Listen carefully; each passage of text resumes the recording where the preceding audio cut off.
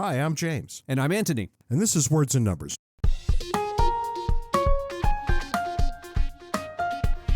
A ham sandwich walks into a bar, at which point the bartender looks at him and says, "I'm sorry, we don't serve food." That's not funny, James. It is literally better than every joke you've ever told in your entire life. There's a real-life analog to the ham sandwich joke, and that is an unintended consequence. In the 19th century, New York City made it illegal for establishments that served alcohol to not also serve food. The problem is, what do you do if your business is a bar? You don't serve food, you serve beer. That's why your customers come there. And then all of a sudden the law says you have to serve food. So an unintended consequence arose. Bars would keep on hand food that no one was supposed to eat. There's one in particular that had a ham sandwich. You sat down, you ordered a beer, and the guy would bring you a beer and not a ham sandwich, the ham sandwich. And then the guy in the next table over orders a beer, bartender comes along, takes away the ham sandwich from you, gives it to the other guy, and so the bar is satisfying the letter of the law that everyone who buys a beer also receives a ham sandwich. I guess the law said served. Served, right. It didn't say anyone had to eat it. And the way this law was written, apparently, given it was the 19th century, we didn't have to care that the ham sandwich was wholly inedible. That's right. The food laws were somewhat lacking back then. You put me onto a similar story involving buffalo wings. I might have been wrong about that, too. Oh, really? Because I looked it up and found a story about a guy who owned a bar who served up leftover wings, because nobody wanted them, to his son and their friends in the bar he owned. So we've at least got a couple of alternative explanations of the origin of buffalo wings. The other version was that in Buffalo, New York, bars needed to serve food much the same as with the ham sandwich, so they moved on to the absolute cheapest thing they could find, which was wings that later became known as buffalo wings. Those were the same rules I lived under in Utah, where the local majority population were not interested in having bars in their midst in the first place. But if they were going to, you had to buy food too. There was a bar in the same building that my place of employment, Strata, was in. At the end of the day, I would go over there and some people would order a beer and they'd say, "And you want nachos with that?" Not a question. You do want nachos. Yeah, that's right. Nachos were the cheapest thing on the menu, and if you were showing up for a beer or two on a Friday, trust me, you were going to have nachos. It was okay that 2 or 3 people shared the nachos. Uh-huh. I don't know if I could have raised my hand and said something like, "Nachos for everyone." And, that's the way you would buy a round of beer, and then put my plate in the middle of the bar. I don't know what would have happened there. So a couple of similar stories. Spain imposed a 21% tax on movie tickets. This all happened in 2012. Oh, I didn't realize it was that recent. 2012. Yep, 2012. So Spain imposes this 21% tax on movie tickets. The unintended consequence is the movie theaters, figuring, probably rightly so, that their customers aren't going to pay an extra 21%, said, fine, we're no longer selling movie tickets, we're selling carrots, which are taxed at 4%.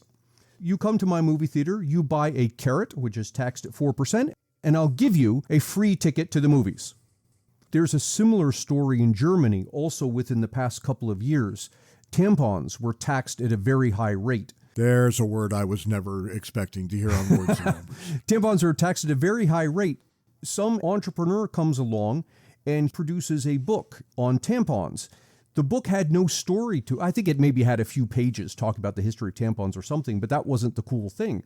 The cool thing is you open up the book, and there, inside, are a whole bunch of tampons. The book is taxed at a much lower rate than the tampons were. An unintended consequence of the tampon tax. We really should have thought about that with our book. Buy Cooperation and Coercion and get a free tampon. Yeah.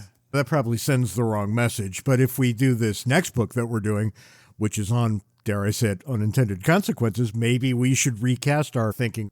So here we have with these unintended consequences, things happening that lawmakers didn't anticipate. Unintended consequences are a bit softer with taxes because you have people specifically trying to get around the tax. The unintended consequences are somewhat more predictable. But these are instances of people wanting to do something, the government standing in their way, and people coming up with creative solutions to how they can do the thing they want to do or the next best thing to it in the face of the law that's prohibiting them from doing what they actually want. People like to get around laws they can't agree with. Yeah, which is really strange given that many people will say the laws reflect the will of the people. Well, if that were the case, you wouldn't have unintended consequences. We should probably just say this one last time. No matter what you do, there will be unintended consequences. Yeah, no matter what the law is, no matter how well written, you'll have unintended consequences because it takes away people's abilities to make decisions for themselves. To get more Ant and James, buy a copy of our excellent book, Cooperation and Coercion. You can find the paper and electronic versions on Amazon and the audio version on Audible. If you'd like to support Words and Numbers, make your way over to patreon.com/wordsandnumbers, where you can contribute to our podcast-making habits. If you'd like to schedule us to come speak at your event, be it corporate or educational, or have James officiate at your wedding, send us an email at wordsandnumberspodcast@gmail.com. This week's episode is a live recording James and I did at the University of North Carolina, Wilmington. We apologize for the sound quality. Thanks to our generous supporters at Patreon, we've managed to purchase some better sound equipment, which will save your ears some pain when we do this again in the future. So here we are at University of North Carolina, Wilmington, recording live an episode of Words and Numbers. We've been doing this for 4 or 5 years now. We're past our 1 millionth download. I'm an economist. James is a political scientist. And we talk about what's going on in the world through the eyes of an economist and a political scientist. And we attempt to keep things nonpartisan. We find admirable and intelligent and meaningful things coming from both the left and the right, and we find abysmally stupid things coming from both the left and the right, and we call all of them as we see them. Today, we're going to be talking about the main theme in our book, Cooperation and Coercion, which you should all run out and buy immediately. Cooperation and Coercion, the subtitle is How Busybodies Became Busy Bullies, and what that means for economics and politics. Busy bully is a word that James came up with. We all know what busybodies are. People who stick their nose in our business and they're going to tell us what's good for us, this sort of thing. A busy bully is what happens when a busybody encounters government and powers up. And now all of a sudden, not only has an opinion about how you should behave, but can force you to behave the way they think you should behave. I'll give you an example from my home state of Pennsylvania. A couple of years ago, the city council in Philadelphia decided that young people like you, people in high school as well, were getting fat. And the city council was going to fix this. And the way they were going to fix it was they determined you were getting fat because you were drinking too much Coke and Pepsi and Mountain Dew and all this nonsense. And so while they couldn't ban these things, they were going to impose a huge tax on them, a 30% tax on these sugary drinks, in an effort to dissuade you from drinking them, thereby making you healthier. So Philadelphia passes this tax. And some time goes by, and they notice that sales of sugary drinks declined precipitously by over a quarter. Sales of sugary drinks declined. The people who were responsible for this law said, look, this is exactly the way government regulation of markets should work. We saw a problem, people were fat. We saw the solution, get them to stop drinking these sugary drinks. We imposed the tax, and lo and behold, that's what happened. To which economists replied, hang on a second. I thought you said the goal was to get these people to stop drinking the sugary drinks. And they said, well, yes, clearly that was the goal, and we've attained it. To which the economist said, no, what happened is the sales of sugary drinks declined. To which the city council says, well, don't be an idiot, economist. Of course, if the sales of sugary drinks decline, people are now consuming less. Well, the economists went out and they actually did some studies. They collected some data on consumption of sugary drinks in the Philadelphia area. And what they found was the consumption of sugary drinks after the tax was no different than it was before. Now that is a puzzle. How is it possible that the sales of sugary drinks declined precipitously, and yet the consumption of sugary drinks didn't change? And the answer lies in people's behavior. What people did in response to this tax was to drive outside of Philadelphia, where the tax didn't apply, and they bought their sugary drinks there. And while they're there, they went ahead and bought the rest of their groceries. And the tax ended up closing a number of grocery stores, particularly in low-income areas in the Philadelphia region. Why? People responded to this busy bullying, somebody telling them how they should behave, and this unintended consequence arose of people going out, buying their sugar drinks elsewhere, and what you had instead was grocery stores closing. Now, it's our tendency when we see problems to turn to government as the solution. And I'll tell you right off, government is an excellent solution for any number of problems, but it's a dangerous solution. I liken it to a chainsaw.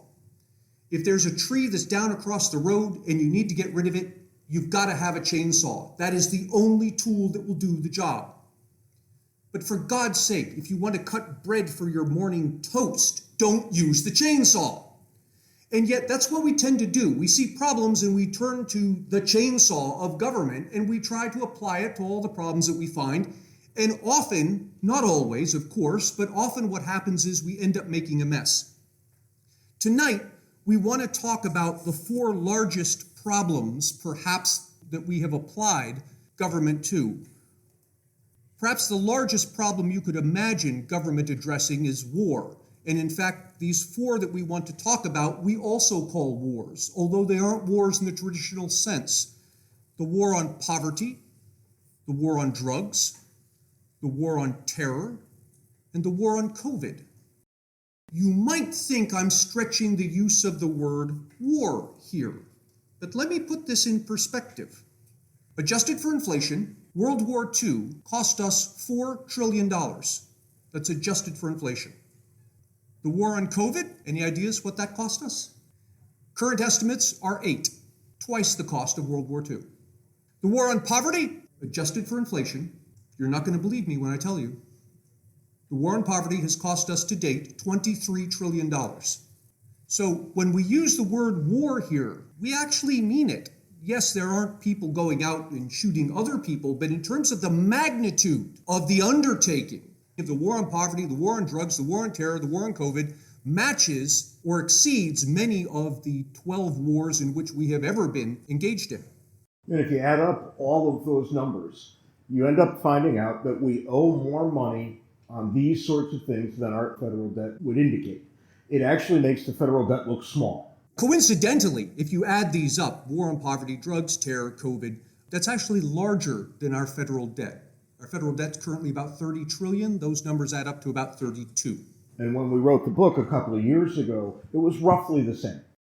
So we've seen these things gain some steam and start heading down a very, very bad road for us. And Ant, when you started talking about Philadelphia and the sugary tax business, this is actually probably what caused us to write the book in the first place, because we wrote a couple of articles about this attack on fat people, I think is probably the right answer.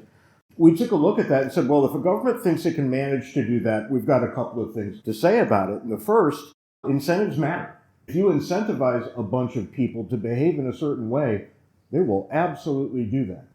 I don't know how we keep finding that to be strange. But if you think about Philadelphia, Philadelphia is a city that is relatively poor. They can't afford to run their own schools, right? This is a constant issue for them. When their politicians passed this act, what they ended up doing was not only sending people out of Philadelphia, but they sent people out of Pennsylvania, right across the George Washington Bridge into Camden, New Jersey. So not only did they take apart their own economy, they boosted the struggling economy of Camden, New Jersey. We were beneficiaries of this sort of thing. And when you think about this, when you see how this works, you see that mindset where people say, hey, wait a minute, I know how to fix this. And then they talk amongst themselves and they figure out some ridiculous plan that's never going to work. How do I know that? Because they never do. I've got 200 years of evidence to support my assertion.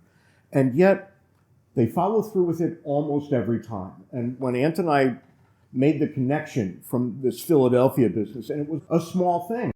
I think they put out of business 5 or 6 grocers in the first year after the tax. That number continues to climb, but it's not like every store in Philadelphia shut down. But then we started thinking about how that observation works across cases. And we started to realize that when we talk about these wars on nouns, which I think became the central focus of the book, all we have are losers. You get the occasional winner, especially with the war on terror. You can see where the money flows, and it's a lot of money. It's not a rising tide that lifts all boats. It's a certain kind of gratuity that emerges from a government which is no longer looking after the interest of its people. This becomes a dangerous thing. James used the phrase war on nouns, which is what we call these things. When we attempt to wage war on a noun, drugs, terror, what have you, you can't wage war on this inanimate thing. And so the mechanisms that we put in place start to change their focus. And the war on drugs ceases to be a war on drugs. It becomes a war on drug users. The war on poverty ceases to be a war on poverty. It becomes a war on poor people. Things that we never intended, they simply arise because when we put this mechanism in place to address this problem, and it's not the right tool for addressing the problem, the tool finds a use for itself. Case in point, take the TSA. The TSA, by its own admission, is incompetent. The TSA tests its own checkpoints. Their failure rate, by failure rate, what I mean is the TSA will bring testers and put through, unbeknownst to the TSA agents, actual weapons, try to get them through the checkpoint. Do you know what fraction of weapons typically make it through? I think TSA has gotten better, actually, in the past few years. The old answer was 90%. Yeah, the old time was 95%. The first couple of years this was tried. 95%, that's not success rate, that's failure rate. They've dramatically improved. The last that I saw, their failure rate is now 70%. And yet they confiscate my peanut butter every time I try to get it through. They stole a butter knife from me not too long ago. This microphone I have here comes in two parts. The round part looks, I guess, on an x-ray machine exactly like some explosive would look, and then you've got this thing and the wires and all of that. I get through probably 75% of the time without anybody saying anything. It happened on my way here. I brought with me a bunch of gear, and they sent my bag through, and the lady said, "We have to check that again." Right. And then they checked it again, and apparently a miracle happened, and they didn't have to bother anymore. When Denver decided they were going to stop enforcing marijuana laws, and then they did more positive things later, but it was really just a cessation at first, they realized that the city hadn't become a post-apocalyptic hellscape at all. People had predicted this, and yet it didn't happen. And Ant and I looked at this data a year later, remember the 1 year point, and crime across every single category was down in Denver, even murder. We have no idea why that would happen. We don't seem to think that marijuana and murder run in lockstep with each other, but it was a curiosity in the data. At the very least, we can conclude immediately that bad things did not happen. And then I go to Denver, and a friend of mine lives there, and I say, "Drive me around and show me what dispensaries look like." I'd never seen one. And he did, and he pointed them all out. And I remembered a student I had in 1997. She said to me one day, "Professor Hagen, do you ever think marijuana will be legal?" I said, "Not in my lifetime." A few years later, I'm in Denver, and it's absolutely legal. I wanted to go inside. I wanted to see the inside of the dispensary. And we walked in, and a bunch of people were walking up, buying what they wanted, paying with cash, and then leaving. They couldn't use bank cards at the time because the federal law was being broken in so doing. And my friend looked at me and he said, "Can you imagine how many lives were absolutely ruined because of the transaction we just saw where two people got exactly what they wanted? One person wanted marijuana more than he wanted money. One person wanted money more than he wanted marijuana. And here you go." And yet, when I lived in New York State for a period of years, if you had a half an ounce, you're probably going to prison. These are the sorts of stories that we see every time we talk about a war on nouns. And you can think about the war on poverty. We've been at this since the early 1960s. Ronald Reagan became president in the 80s and said we had a war on poverty. Poverty won. I started TSA, he talks about drugs and now poverty. In none of these cases are we implicating the people involved. It's not that the TSA people are stupid. It's not that the people who regulate drugs or try to solve the poverty problem are stupid or malicious or any of that. It's none of that. Rather, the incentives are wrong. Nobody has a personal incentive beyond the I'm going to work for what's good for society and stop the terrorists from getting through. Beyond that, no one has a direct incentive. The TSA fails in its job. What happens? We give it more money. If anything, there's a perverse incentive to not do your job well. I'm not suggesting that's what they do. I'm just saying that the incentives are not designed to give us the outcomes we want. In the case of drugs, one of the concerns in legalizing marijuana was, look, there are going to be people out there trying to make a profit off of these drugs. What are they going to do? They're going to sell drugs to minors because why? They can make more money doing that. And so absolutely, this is something we should prohibit. That misunderstands the incentives. If we look at Denver, you can go there and see stores that sell marijuana, and what do you see? You have to walk in through a glass door that's locked. Someone has to buzz you in, and you're in a holding area. And then the second door buzzes, and you walk through that. It's designed specifically so that nobody gets into the store without having their ID checked to make sure that you're not a minor, you're eligible to buy the drugs or whatever it is. It turns out it's harder to buy marijuana than it is to vote. Yeah, it's harder to buy marijuana in Denver illegally than it is to vote illegally. In Tucson, where I live as well. Now, think that through. What's going on is a story about incentives. The private marijuana dispensary owner has invested in this business hundreds of thousands of dollars in the business and the licensing, the building, the employees, the inventory, all of that. All of which is gone if the guy is caught selling to minors.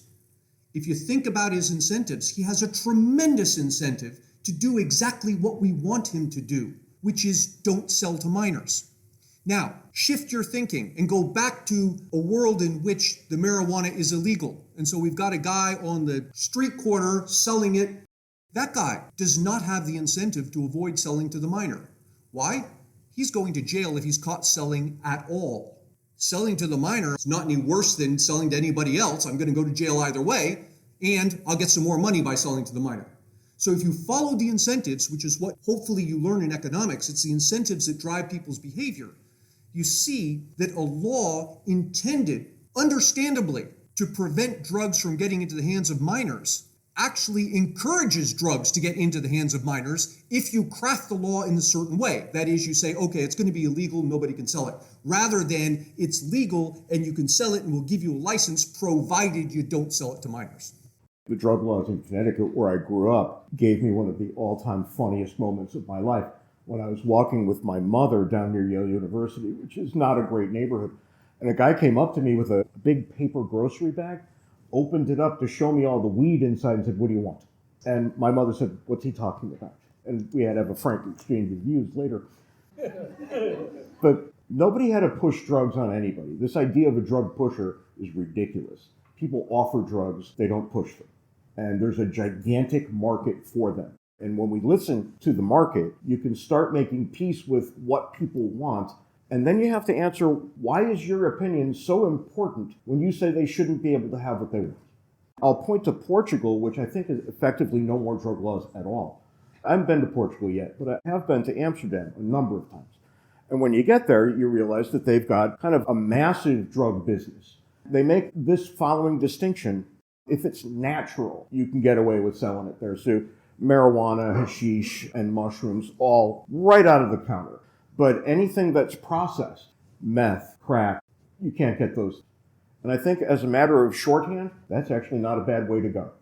And what did I see when I was in Amsterdam? I saw any number of things that would have been a crime here that people roll their eyes there. I find that they're more forgiving about the different sorts of things that people might want. Now, that's going to cause a certain distaste for some people. I think you just have to admit that and move on. But I think as far as these sorts of things go, their ideas are better than our ideas. Although we seem to be walking a bit down that road now, and we turn around and look around, and it doesn't seem to have caused a whole lot of problems. To tie this back to the idea of busy bullies, part of the reason we end up here so often is because if I'm going to decide how you should live, it's easy for me to see and to describe the end result. A world without drugs, a world without terror, a world without poverty. I can see the end. Without thinking through, how do I get from where I am now to that end? I just enact a law that says, let there be no drugs, let there be no poverty, whatever it is.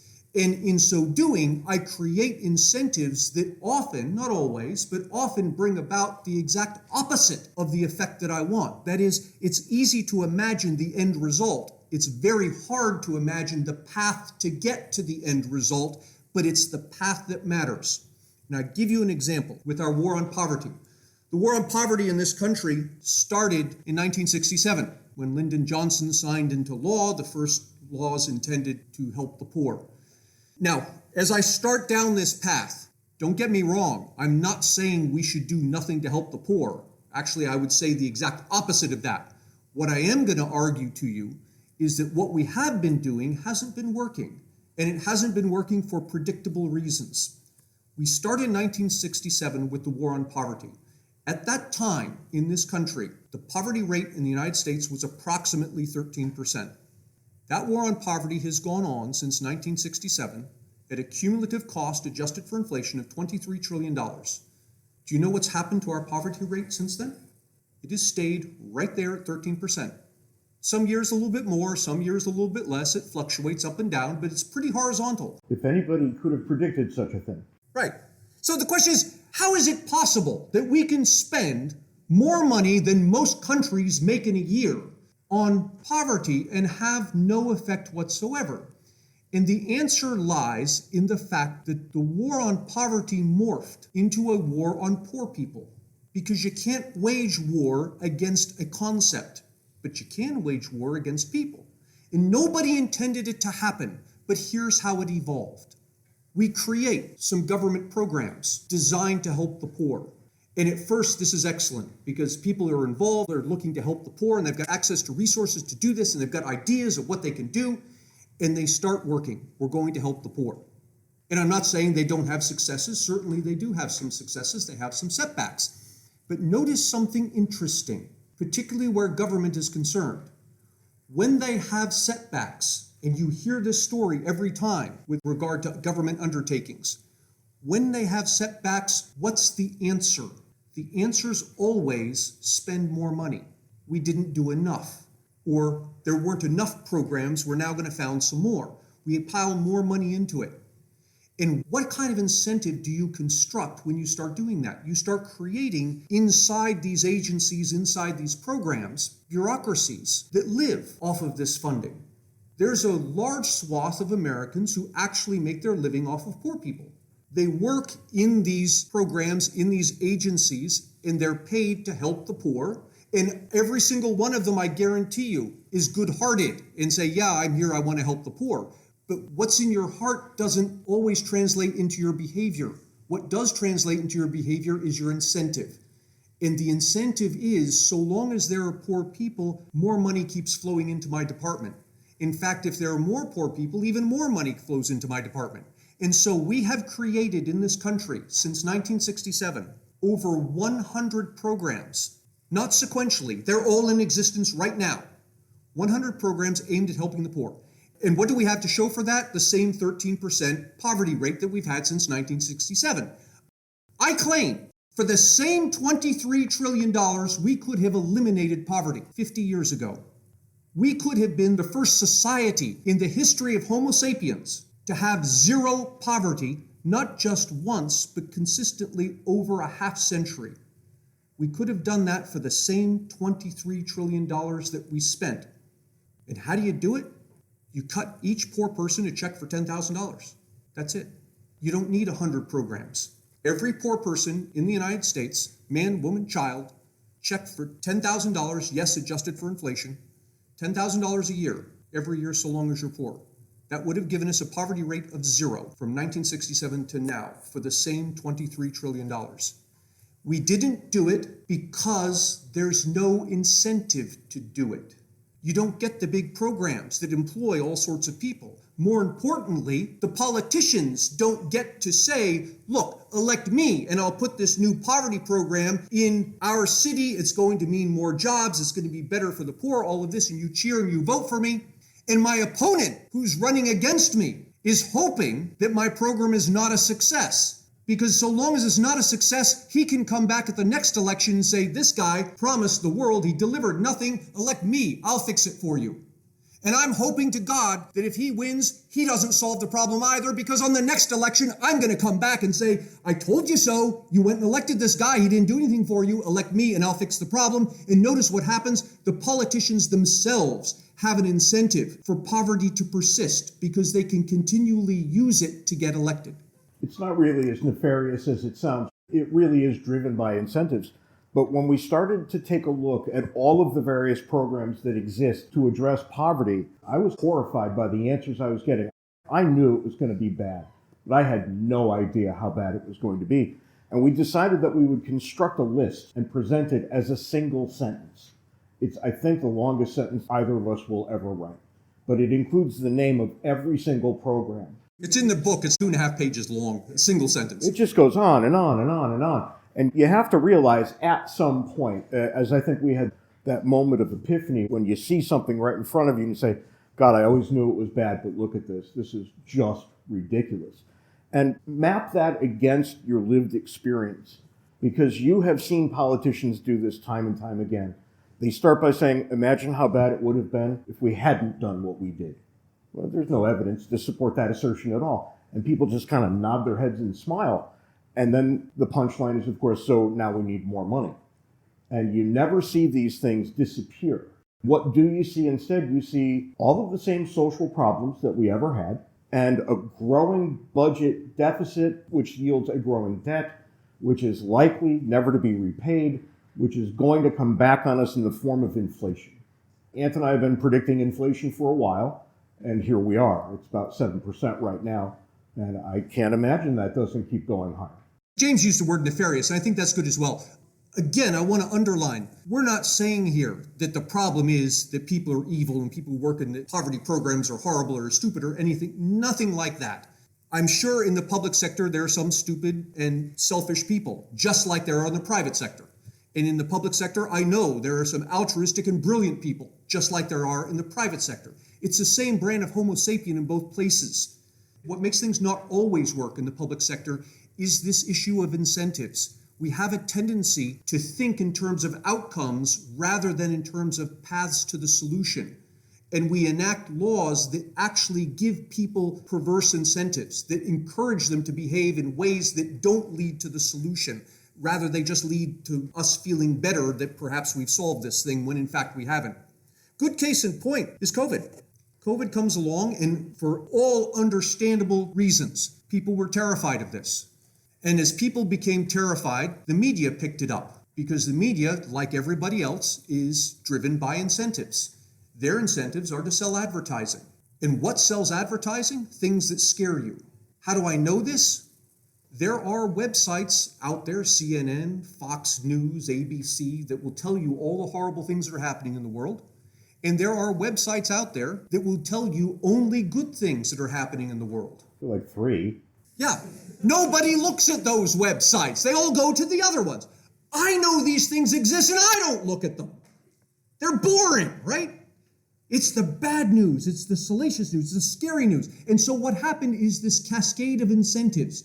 This disease comes along and we become scared.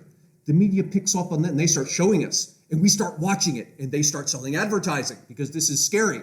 And then all of a sudden the politicians' incentives kick in, because if we're all up in arms, this is a scary thing. What do? We turn to government and say, what are you doing to fix this? And now politicians have to do something. And notice, they could err in one of two ways. I'll take the lockdowns as an example. They could have locked down when the lockdowns aren't necessary, or they could have failed to lock down when the lockdowns were necessary. Think again about politicians' incentives. What happens in those two scenarios? If the lockdown wasn't necessary and they did lock down, it's hard to come back to the politician there, because we can say to him, look, it wasn't necessary. You made us all stay home. You closed down the universities and closed down the stores, and I'm out of a job. Why did you do that? And they will say exactly what James just said. Can you imagine how bad this would have been if I hadn't done that? And we're all being scared, we're being fed by the media, we say, oh yeah, that's probably right. Good thing he locked down. If he errs in the other direction, he doesn't lock down when he should, his error is immediately apparent in bodies. We can count how many deaths are attributable to this politician because he didn't lock down. And notice, from the politician's perspective, he faces an asymmetric choice. If he errs in this direction, not too much bad's going to happen to him. He can justify that. He errs in this direction, all hell breaks loose. And so what happens? All the politicians had incentive to err on the side of locking down. And what did we get? We can point to the fact that millions of people did not die of COVID, and we can say, okay, that's great, but it came at a cost. Calls to suicide hotlines in the United States rose 1,000% during the lockdowns. Our unemployment rate hit a high that hasn't been seen since the Great Depression.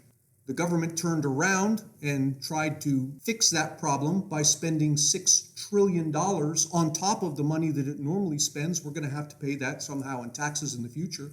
There was an increase in incidents in domestic violence, in drug use, and alcoholism as people are despondent because they're cut off from other people and they're stuck at home and they lose their jobs. Interestingly, in the United States, we saw a spike in diseases involving kidneys. In Canada, they saw a spike in cancer deaths. Both of these things after the lockdowns ended. And in both countries, we start tracking this down, saying why all of a sudden are so many Canadians dying of cancer? Why all of a sudden so many Americans have kidney disease? It's because during the age of COVID, A, the patients were scared to go to the hospital because of COVID. B, the hospitals were diverting their resources away from other diseases they would normally treat to spend more effort treating COVID. And for both of those reasons, people in Canada who needed treatment for cancer, people in this country who needed treatment for kidney disease did not seek and get the treatment that they needed. And so now we're starting to see spikes in these problems. And they're not going away anytime soon. We predicted this a long time ago. Right when the first lockdowns began, we said the longer this lasts, the more people we're going to find who didn't go for routine maintenance on their bodies and would find out only too late that they've developed a condition which will end them. I think we're starting to see that now. But in the interest of full disclosure, yeah, sure, we predicted that. We were great. We got one completely wrong. I was utterly convinced, and I think Ant was too, that what we were going to see eventually was a COVID baby boom. It made perfect sense, right? You're locked up at home. Well, what are you going to do? And here's the weird part. That didn't happen. If anything, it went the other way. I can verify this anecdotally. It seems to be the case that we got fed up with each other pretty hard and pretty fast. And a baby boom not going to happen under those circumstances. Anthony Fauci would come on and say, look, this is what I got wrong. But apparently that word isn't in his repertoire. We get a number of things wrong each year. If you make the number of predictions we make, you're not going to get them all. I think I'm happy to own them. Those are our mistakes, and we own up to them. Why don't our politicians and our bureaucrats? Anthony Fauci has a vested interest in keeping himself in the center of every storm. If you look back in time and see the things he said, the egregiously wrong things he said when AIDS was first a public health issue in the United States, I don't know how he kept his jobs. He was so wrong. And I think you have to be honest about your successes and your failures. Our politicians specialize in only one of those things. And that's all the time we've got this week on Words and Numbers. Until next time, be sure to follow us on Twitter. Handles are in the show notes. Join Words and Numbers Backstage, the Facebook group where the conversation continues. And send us email, wordsandnumberspodcast@gmail.com. Until next week, try to be nice to one person who doesn't deserve it. Just one. And who knows, it may turn into a trend. Give it a shot. You might feel good about yourself. You could say you tried. You tried, that's right. Till next week, can't take it easy. See you next week, James.